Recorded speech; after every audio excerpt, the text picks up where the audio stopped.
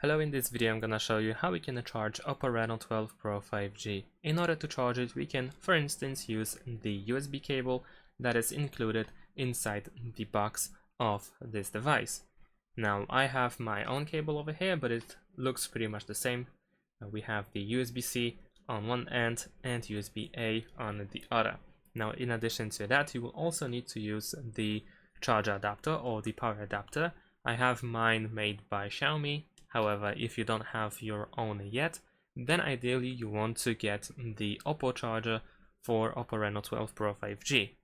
So now what we need to do is simply plug the cable and then plug the charger.